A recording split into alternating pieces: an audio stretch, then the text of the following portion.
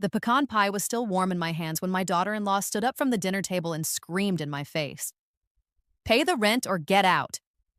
Christmas lights blinked red and green through the window behind her. The turkey I'd spent 4 hours preparing sat half-eaten on plates nobody had thanked me for. Celeste's crimson nails, the ones I'd paid for at the salon last week, pointed at me like weapons. Her voice cut through the room, sharp enough to draw blood. "This arrangement isn't working anymore, Rhonda. You're living here rent-free, taking up our space, using our utilities, eating our food." Our food. The turkey I'd bought with my Social Security check. The stuffing made from bread I'd purchased and paid for. The vegetables I'd peeled and chopped while she got her nails done. Hi, viewers. Kindly tell us where you're watching from and what time it is. My hands started shaking. The pie dish felt slippery between my palms. I was 68 years old, standing in what used to be my own dining room, holding dessert for people who looked at me like I was a stain on their expensive furniture. "I contribute," I said. My voice came out smaller than I wanted. "I buy groceries. I cook. I clean. I help with—" "That's not rent." Celeste stepped closer. Her perfume, another gift I'd funded, filled the space between us. "This is our house now. We're paying the mortgage. We're covering the bills. And frankly, we need the space for a home office. Garrett's business is expanding." I turned to my son. Garrett sprawled in the chair at the head of the table. My chair. The one his father, Philip, had built from reclaimed oak 40 years ago. Garrett met my eyes for just a second before looking away, picking at something on his sleeve that wasn't there. Their two teenagers sat at the far end of the table, hunched over their phones. They didn't even look up, didn't flinch when their mother raised her voice at their grandmother, didn't care that this was Christmas dinner and their father was letting his wife destroy his own mother. $1,200 a month, Celeste said. Each word landed like a stone in my stomach. "Pay the rent or get out. You have until New Year's to decide." $1,200. My entire Social Security check was $1,400. That would leave me $200 for everything else. Food, medicine, car insurance, gas, everything I needed to survive. The room tilted slightly.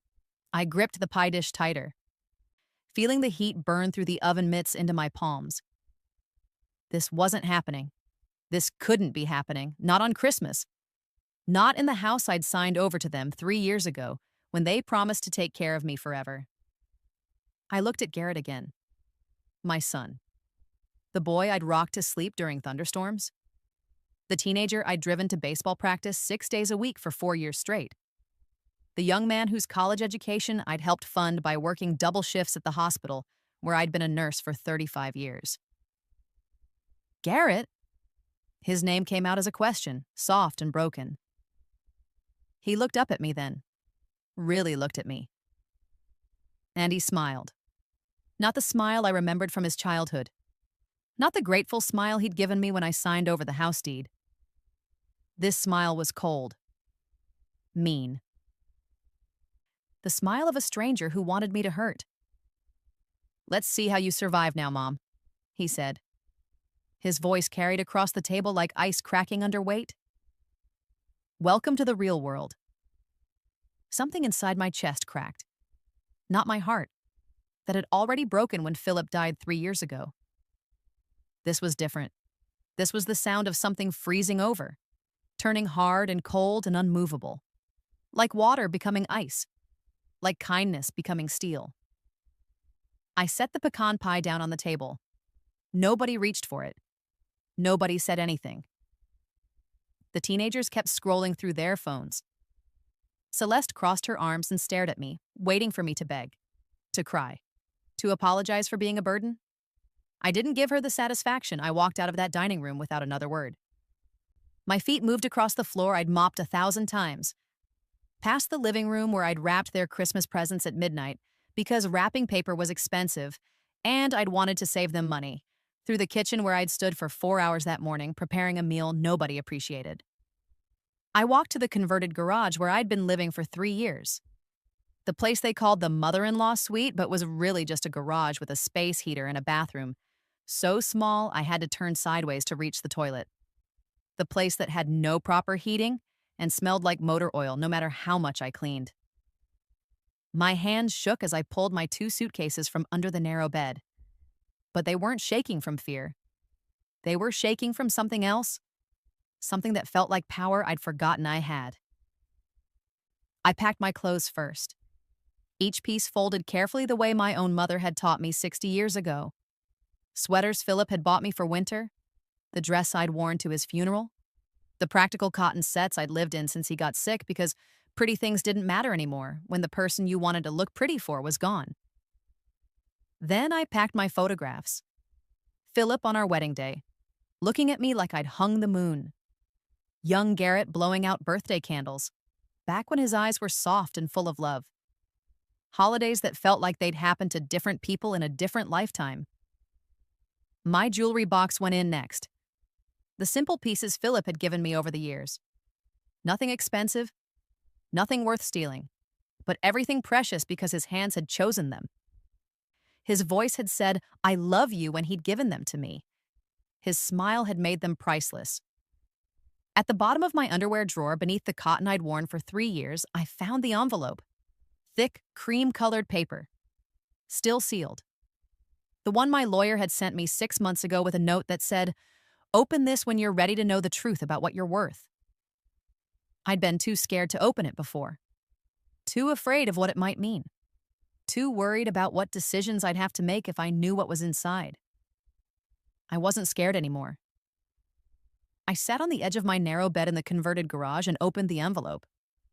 Inside were documents, bank statements, investment summaries, property records, numbers that made my breath catch in my throat, numbers that changed everything. $400,000 from Philip's life insurance policy, the one we'd maintained for 40 years, paying premiums even when money was tight because we'd promised to take care of each other. The policy that paid out when he died. The money I'd invested wisely with a financial advisor named Marvin who'd told me to be patient, to let it grow, to not tell anyone until I was ready.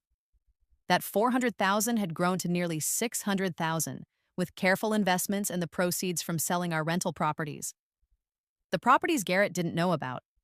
The ones Philip and I had bought 20 years ago and paid off slowly, quietly, without telling anyone because we'd learned that family asking for money could destroy relationships faster than anything else. Garrett and Celeste didn't know about any of it. They'd assumed the hospital pension and Social Security were all I had. They'd never asked questions, never wondered why I'd signed over a fully paid-off house without negotiating harder.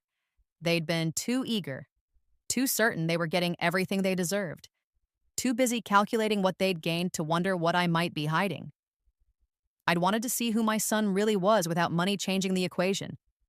I'd wanted to know if he'd take care of me because he loved me or because he thought I had something worth inheriting. My lawyer had warned me. "Rhonda, this is dangerous. What if they treat you badly? What if they take advantage?" I told him I needed to know the truth, that I'd rather know my son's real character than live in comfortable ignorance. Well, now I knew. I pulled out my phone and called a rideshare. The driver arrived 15 minutes later, a young woman with kind eyes and a gentle voice who helped me load my suitcases into her trunk without asking questions. She could probably tell this wasn't a vacation, that something had broken tonight, that I was leaving pieces of myself behind. As we pulled away from the house that used to be mine, that should still be mine, I didn't look back.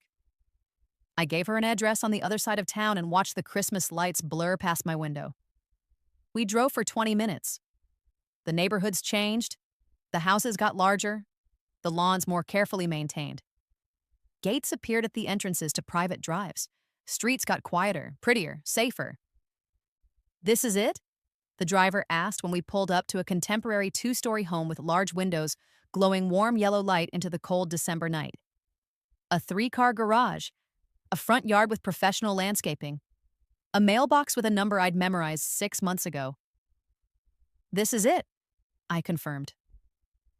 She looked at me like maybe I'd given her the wrong address.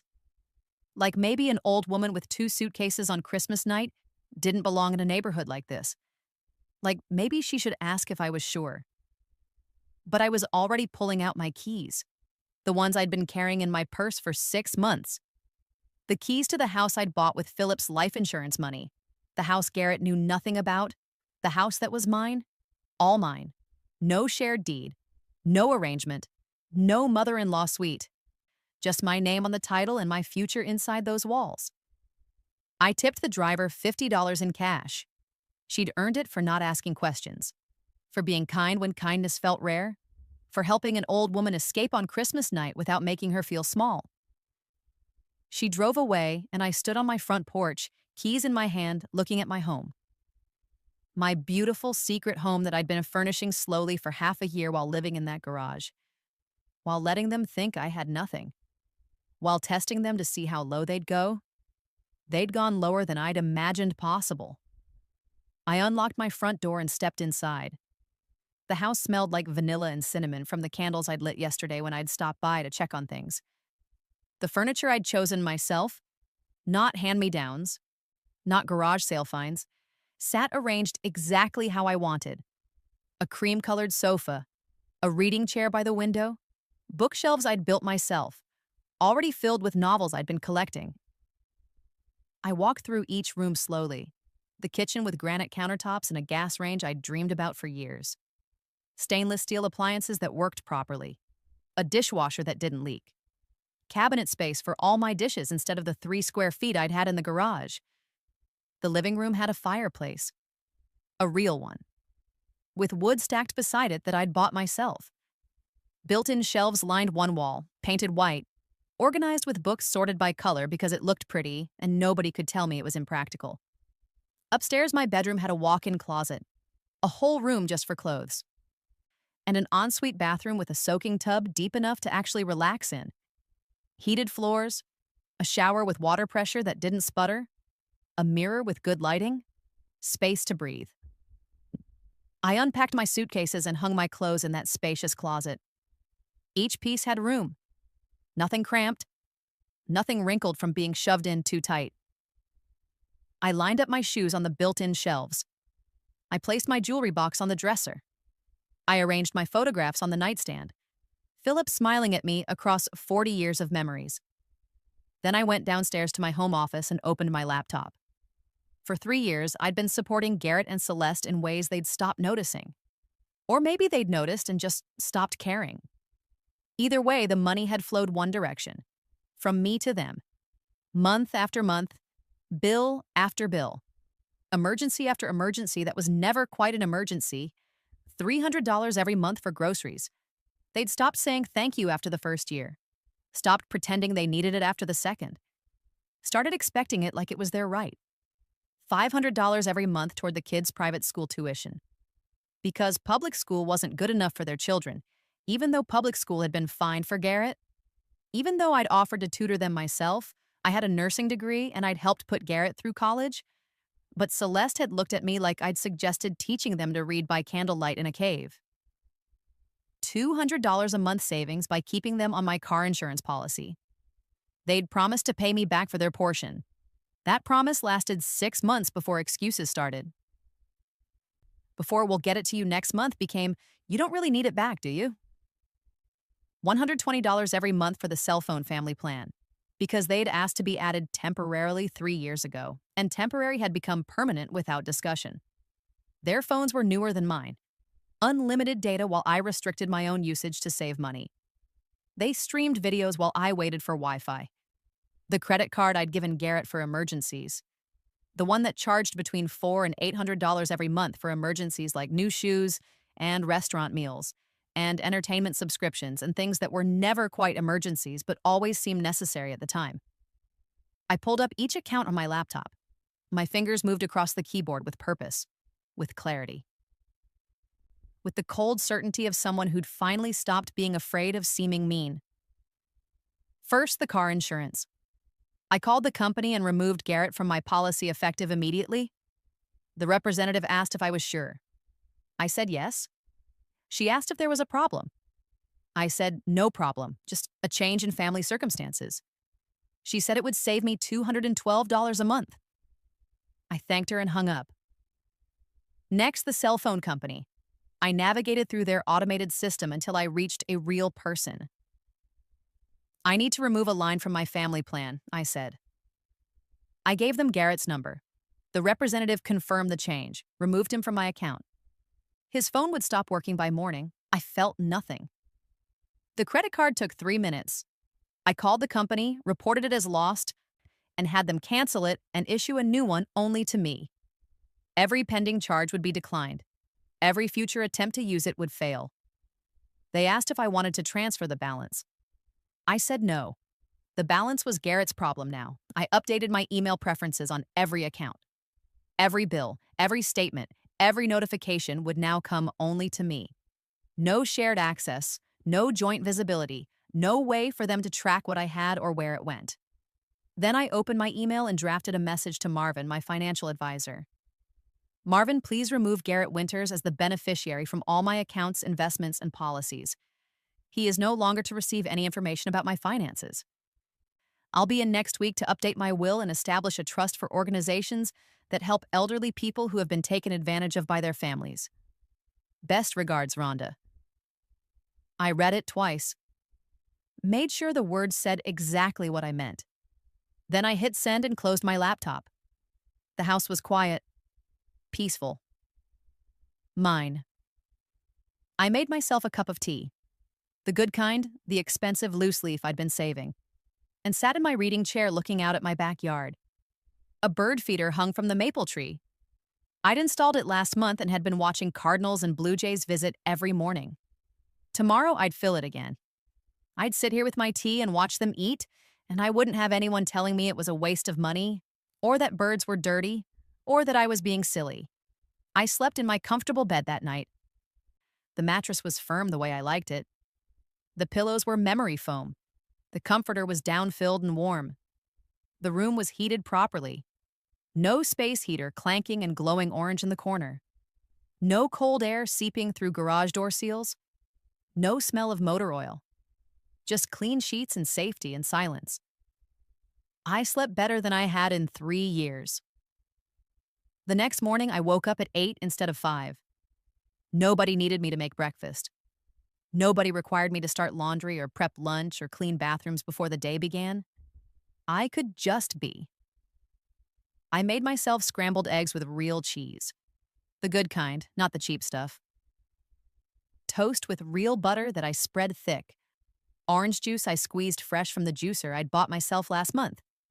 I ate slowly at my dining table, looking out at my backyard where morning light filtered through the trees. My phone buzzed. Text messages. 6 of them. All from Garrett. Mom, where did you go? Mom, this isn't funny. Celeste says we should talk. Mom, seriously, you need to call me. Did you really cancel the credit card?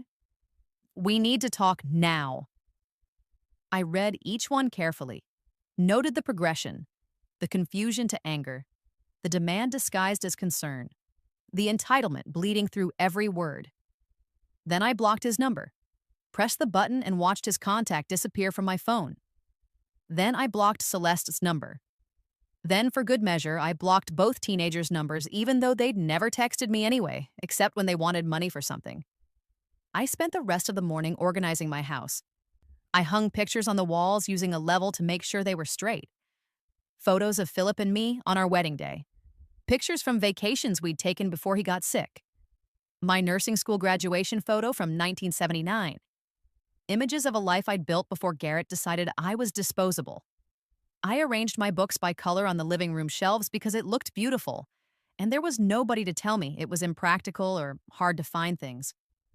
I set up my sewing machine in the spare bedroom and laid out the quilt pieces I'd been working on for 6 months. A wedding ring pattern in blues and greens. Something pretty to make just because I wanted to make it. Around noon, my doorbell rang. I checked the camera I'd had installed, one of the first things I'd done after buying the house. Security cameras at the front door, back door, and garage. Motion sensors, smart locks, all connected to my phone, all showing me exactly who was on my property at any time. Garrett stood on my porch looking rumpled and angry. His hair stuck up like he'd been running his hands through it. His jacket was wrinkled. His face was red. He pressed the doorbell again. Then again. Then he started pounding on the door with his fist. Mom, I know you're in there. Open the door. I stayed upstairs in my sewing room. I turned on my machine and fed fabric through it, the whir of the motor drowning out his pounding. I focused on my stitches. Straight lines. Even tension. Corners that met precisely. The mechanical comfort of creating something beautiful while my son fell apart on my doorstep. He pounded for 23 minutes. I know because I watched the camera footage later. 23 minutes of fist against wood, of doorbell ringing, of him cupping his hands to peer through the front window, of him walking around to the backyard and trying the gate I'd locked, of him finally giving up and storming back to his car. He sat in the driveway for another 10 minutes. Probably calling me, probably texting me, probably working himself up to come back and try again. But eventually he drove away and I went back to my peaceful morning. That evening I made myself dinner. Salmon with asparagus and wild rice. I ate it while watching a documentary about Antarctica. Something I'd always wanted to learn more about but never had time for because there was always laundry to fold or dishes to wash or someone needing something from me. I took a bath in my soaking tub. Used the expensive bath salts my friend Norma had sent me for my birthday last year. The ones I'd been saving for a special occasion. I decided surviving Christmas dinner with my dignity intact counted as special enough. I read 3 chapters of a mystery novel before falling asleep in my comfortable bed with good pillows and no space heater clanking in the corner. The next day, my phone rang from an unknown number. I almost didn't answer, but curiosity got the better of me. Mom? Garrett's voice sounded strained. Tight. Like he was trying not to yell. Why did you block me? Where are you? We need to talk about what happened. What happened? I said slowly, keeping my voice calm. Is that you and your wife told me to pay rent I can't afford or get out. So I got out. Problem solved. We didn't mean, look, Celeste was stressed.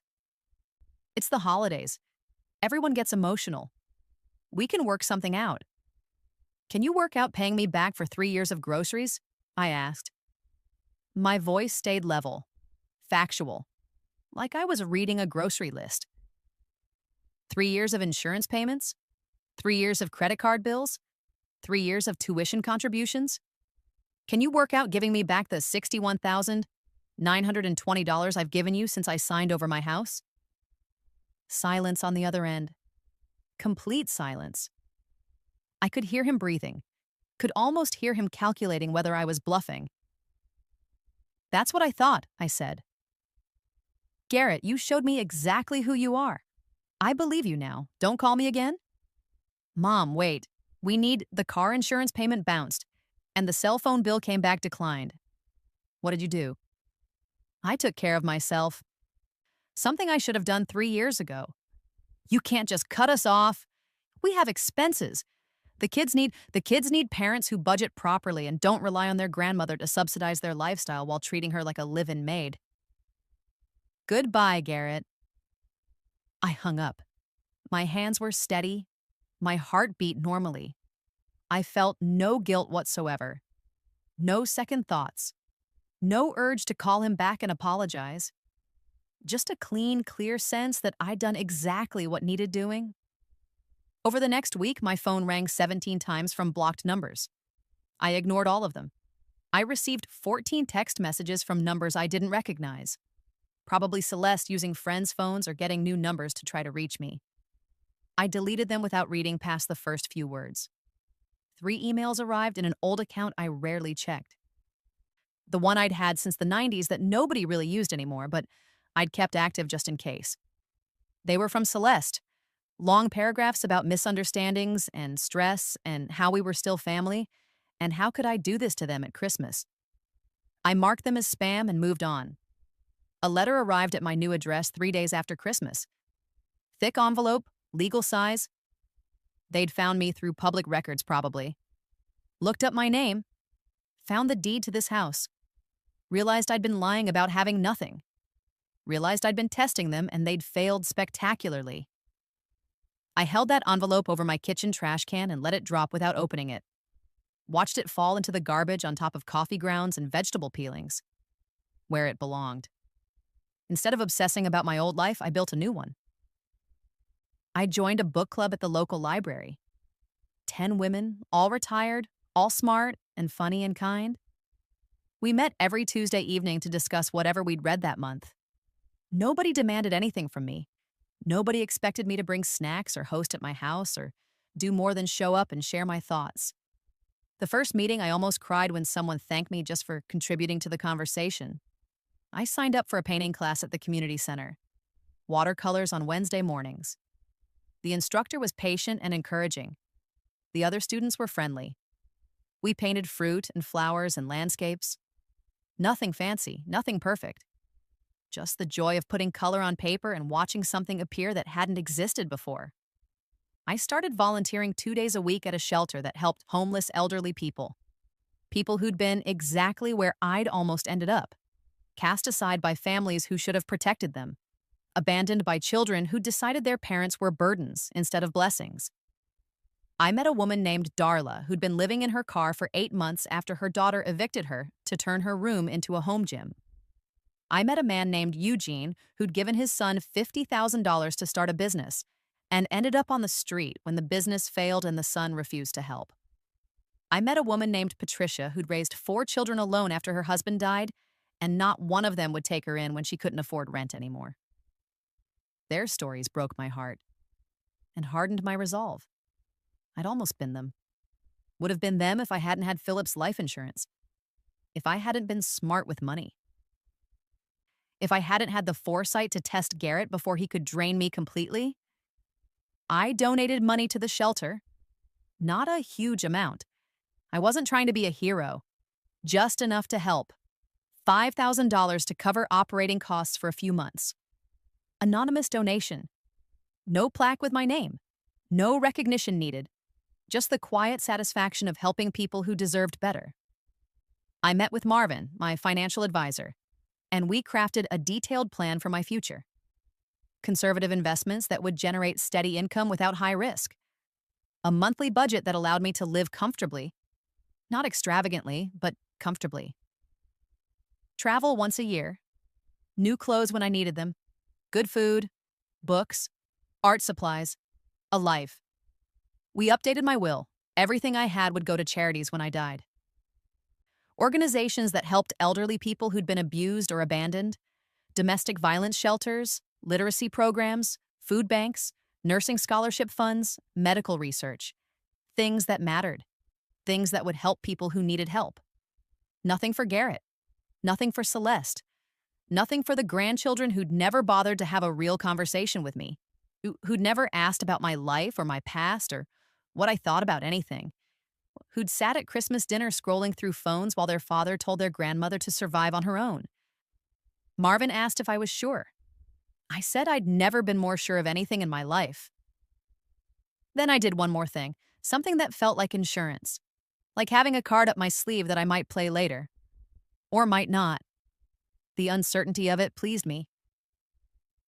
I hired a real estate attorney. Not the same one who'd handled the original house transfer. That had been Garrett's lawyer, someone Celeste had recommended. Someone who'd hurried the process along without making sure I understood everything I was signing. This attorney was mine. Someone Marvin recommended. Someone careful and thorough and completely on my side.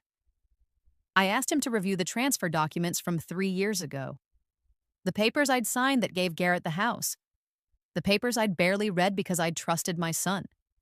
Because I'd believed him when he said he'd take care of me forever. The attorney read through everything slowly, made notes, highlighted sections. Then he looked up at me and smiled. "Mrs. Winters," he said, "did you know there's a clause on page 7? I hadn't known. Hadn't read that far. Hadn't realized my original lawyer, the one who'd handled the initial deed before Garrett's lawyer took over, had included protection for me. "What kind of clause?" I asked. "A reversion clause. It states that if you're ever asked to leave the property or charged rent for the mother-in-law suite, the house immediately reverts to your ownership. It's ironclad. They signed it. They agreed to it. They just didn't read it carefully enough to notice.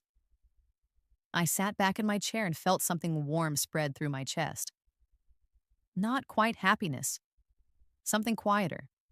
Something that felt like justice. So the house is legally mine again? I asked. The moment they demanded rent, yes. You'd need to file paperwork to enforce it, but legally you own that property. They breached the agreement. The house reverts to you. I thanked him and told him I'd think about what to do with that information. He said to take my time, said the law was on my side whenever I was ready to use it. I left his office and sat in my car for 10 minutes just thinking. I could take the house back, could file the paperwork and force them out, could watch them scramble to find a new place, could enjoy their panic. Or I could hold on to that information, keep it like a secret weapon, let them think they'd won. Let them keep struggling with a mortgage they probably couldn't actually afford.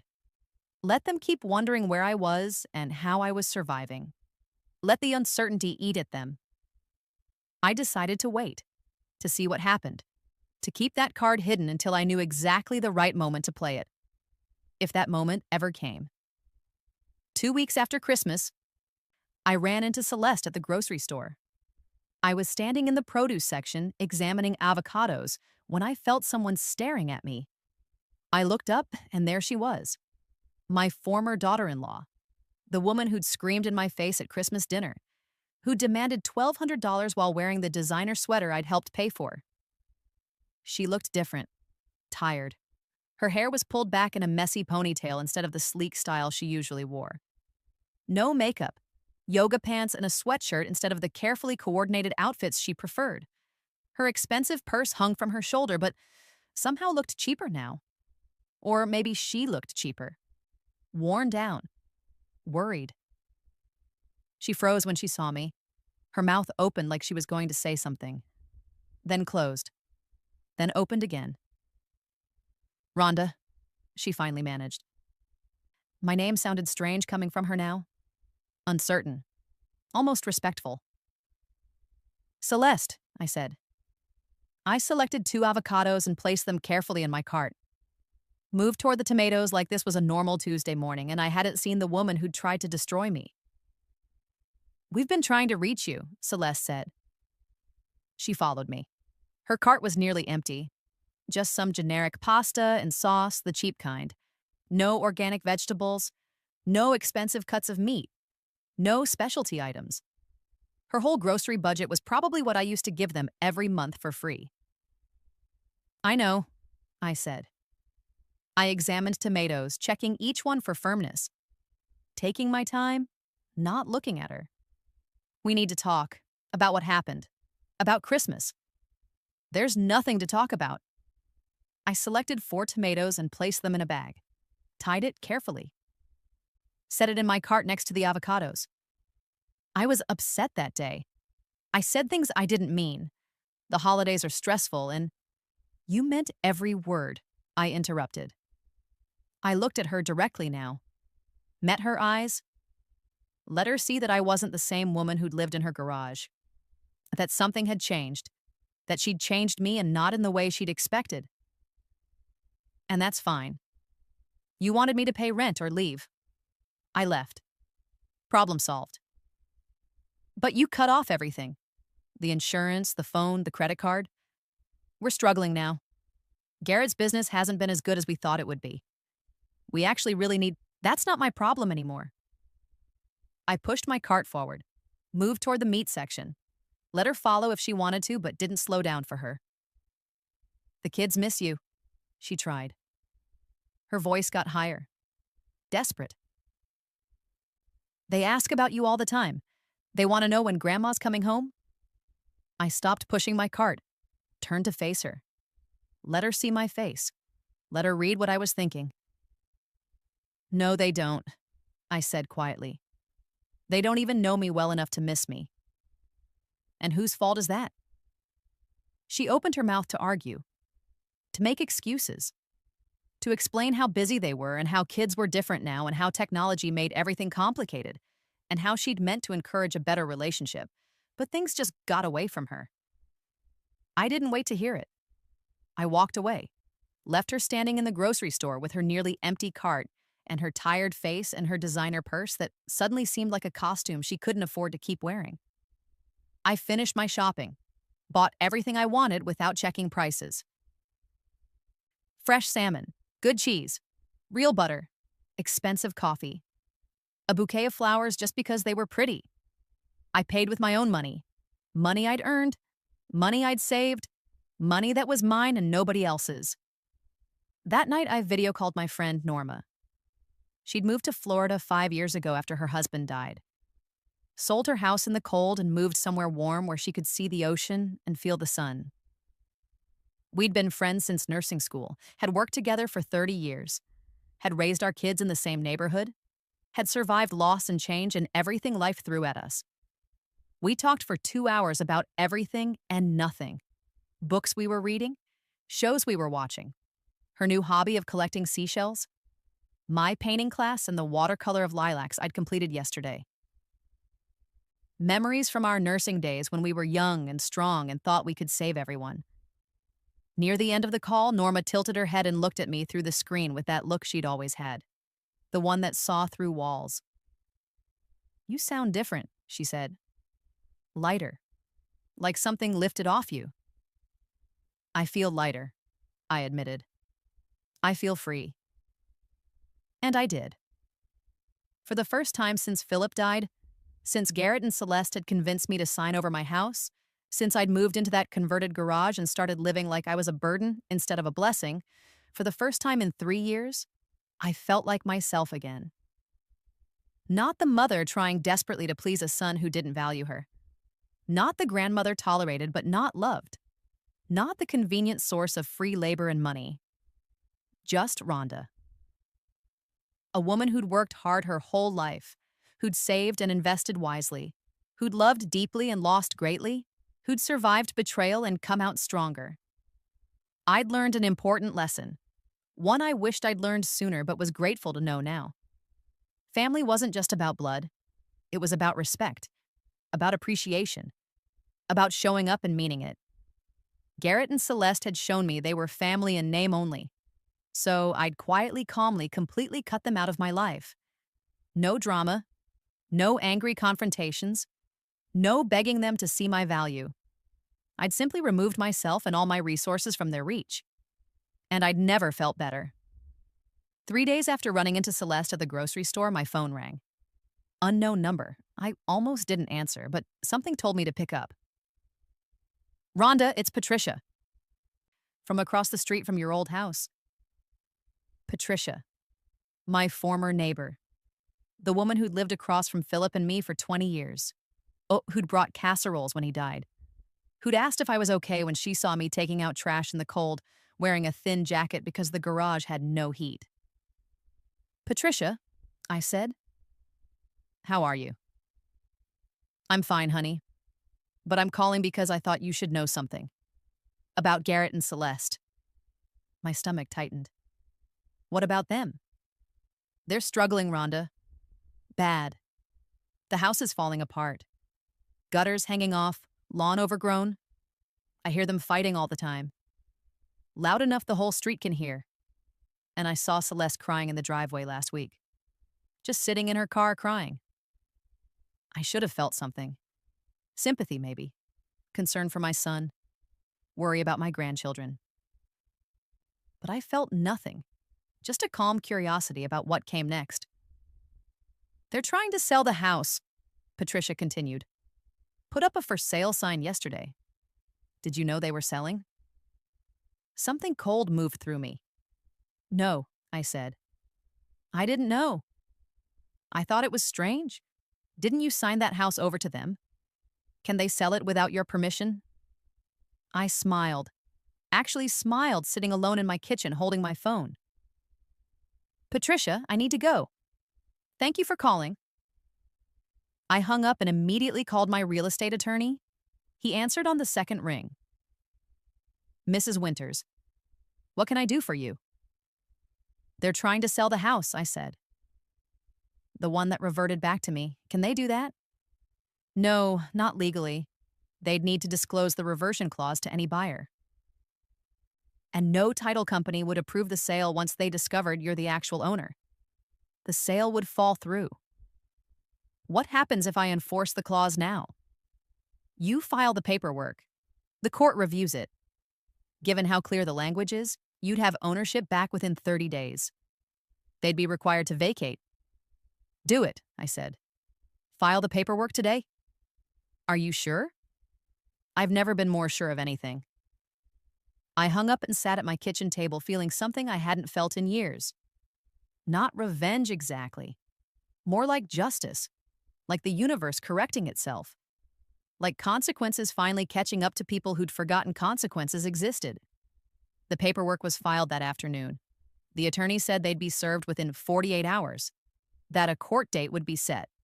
That, barring any complications, the house would be legally mine again by the end of January. I waited for guilt to arrive, for second thoughts to creep in, for that voice in my head that said, good mothers don't do this to their children. The guilt never came. Neither did the second thoughts. And that voice finally shut up because I'd realized something important. Good mothers don't let their children treat them like trash either. Garrett called me 4 days later from yet another unknown number. I answered because I wanted to hear his voice when he realized what I'd done. What the hell did you do? No greeting. No pretense of civility. Just raw anger. You're taking the house back? You can't do that. Actually, I can, I said calmly. There was a reversion clause in the transfer agreement. You signed it. You agreed that if you ever asked me to leave or charged me rent, the house would revert to my ownership. You did both. So now it's mine again. That's not, you can't. We have a realtor. We have buyers interested. Then you'll need to explain to them why the sale can't go through. Might I suggest telling them the truth? That you kicked out your elderly mother and tried to charge her rent in violation of your agreement? See how sympathetic they are. Mom, please, we made a mistake. We're sorry. We need this house. We need the money from selling it. We're drowning here. You should have thought of that before you told me to survive on my own. We have kids, your grandchildren. What about them? What about them, Garrett? Did they say one word to me at Christmas dinner? Did they thank me for the gifts I bought them? Did they even look up from their phones when you told me to get out? Those kids don't know me because you never let them. Because you were too busy using me as a bank account to teach them about respect or gratitude or family. This is cruel. Taking our house, cutting us off. You're being cruel. No, I said. Cruel was screaming at me over Christmas dinner. Cruel was smirking when you told me to see how I'd survive. Cruel was taking $60,000 from me over 3 years while I lived in a garage. I'm not being cruel. I'm being fair. I hung up before he could respond, before he could beg or threaten, or try to manipulate me the way he'd been manipulating me for 3 years. The court date arrived 2 weeks later. I didn't go. My attorney handled everything. Garrett and Celeste showed up with a lawyer they probably couldn't afford. It didn't matter. The documents were clear. The signatures were valid. The clause had been violated. The judge ruled in my favor. The house was mine. They had 30 days to vacate. I still didn't go to see it. Didn't drive past. Didn't want to see their faces or their packed boxes or their lives falling apart. I just wanted it over. My attorney handled the eviction process, made sure it went smoothly, made sure they had time to find somewhere else. I wasn't heartless. I didn't want them homeless. I just wanted justice.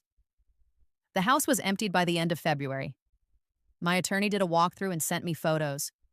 They'd left it in decent shape, surprisingly. Cleaned before they left. Fixed the minor damage they'd caused. Maybe they'd finally realized they should show some respect, even if it was 3 years too late. I listed the house for sale immediately. Priced it fairly. It sold in 8 days to a young couple expecting their first baby. They loved the oak dining table Philip had built. Promised to take care of it. I sold it to them for below market value because they reminded me of who Philip and I had been 40 years ago, hopeful and happy and full of dreams.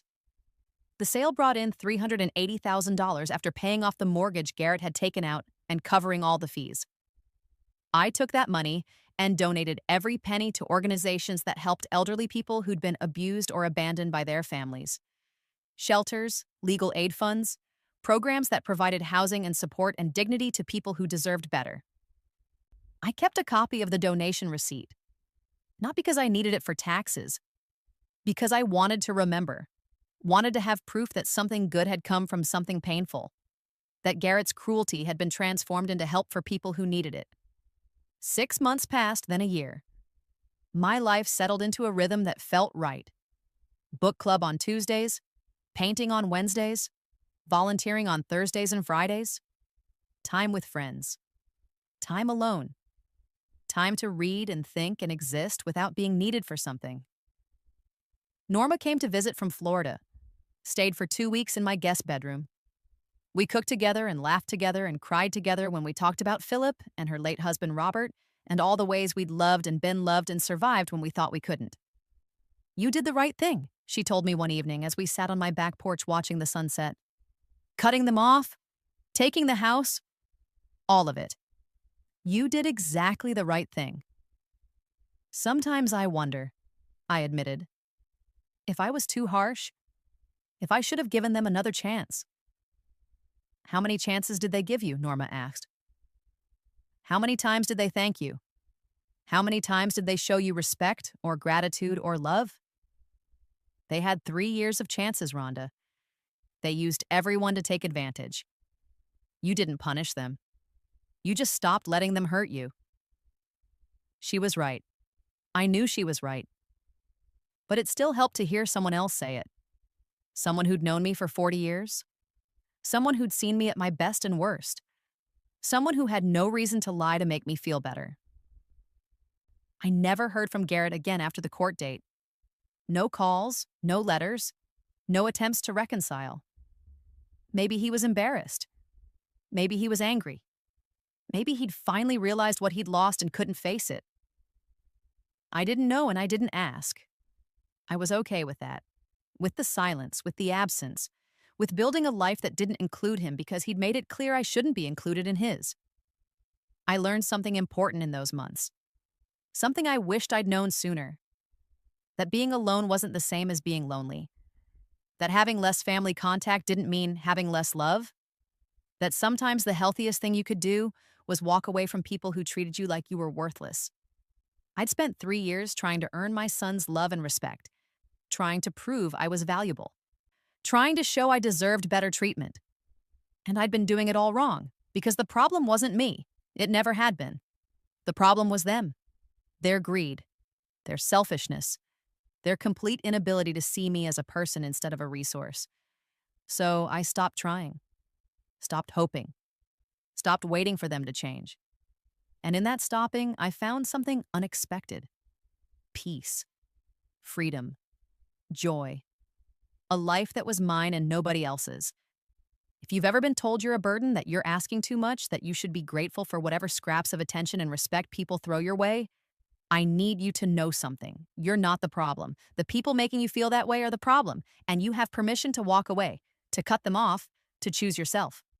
To anyone who's ever been in that converted garage, literally or metaphorically, living small so someone else can live large, giving everything while getting nothing, staying quiet while being disrespected, your life is worth more than that.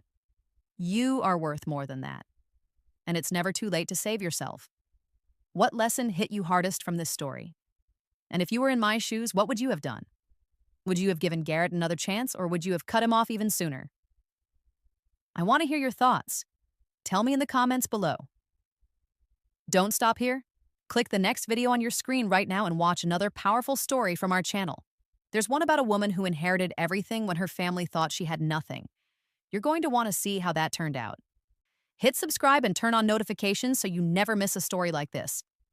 These stories matter. Your story matters. And maybe by sharing mine, I can help you find the courage to choose yourself too. Drop your thoughts in the comments below. I read